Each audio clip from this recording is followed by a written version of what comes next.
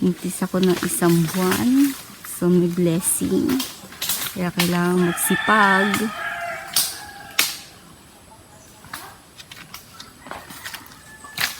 Naman naman ang lalim nung pinupuntahan niya. Lalaki ng kawayan. Pang ano daw yan sa baka. Pambalag sa baka. Sabi nung nag-utos.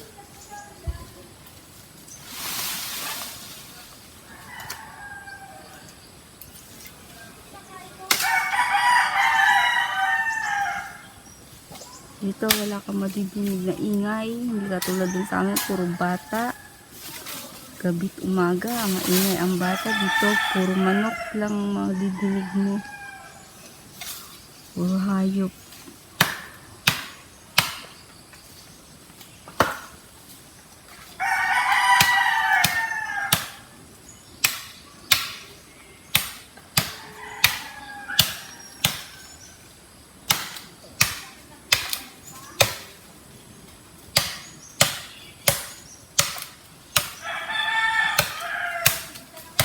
Totally, maraming lamok dito guys. Kaya kailangan sa umaga magpapausok.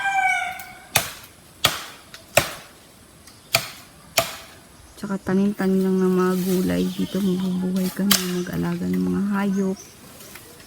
Fresh air pa.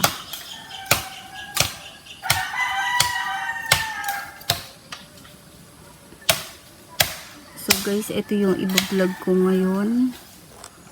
So, kasi wala na kami sa Bulacan. So, meron pa ako natitirang video para sa small video ko. Inuubos ko na lang yun. Tapos, tutungo na ako dito sa kawayan ng ginagawa ng asawa ko. Kawayan at saka nyog. Sa short video. Pero sa long video, tuloy-tuloy lang ako. Tutuwa ko kasi marami na rin nanonood. Thank you guys sa mga nanonood.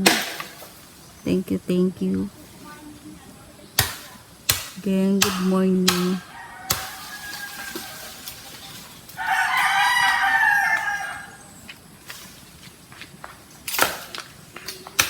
Ito na yung pamangking ko makulit.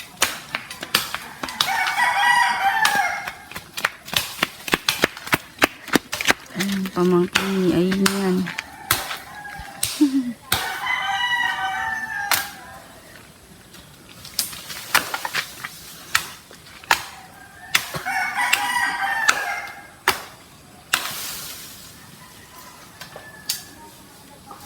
Ano yun itong ano kawayan? Ang balag sa baka. Baka?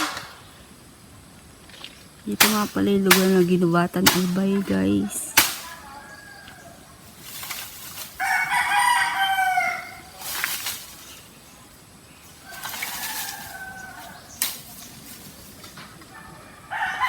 Kailangan dito naka long sleeve ka kasi marami siyang katikati kawayan kasi yan marami yung bolo. Yung itim na maliliit. Tinik-tinik ang tawag.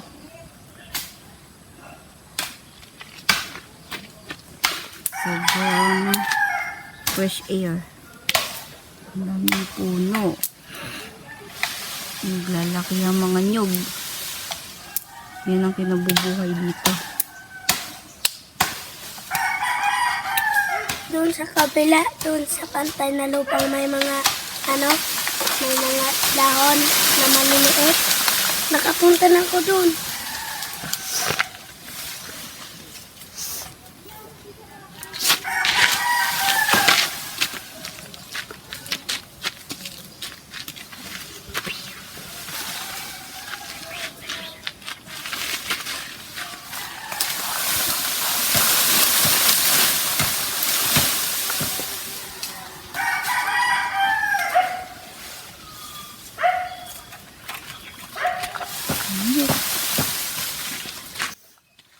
Ano to? May mga buhok.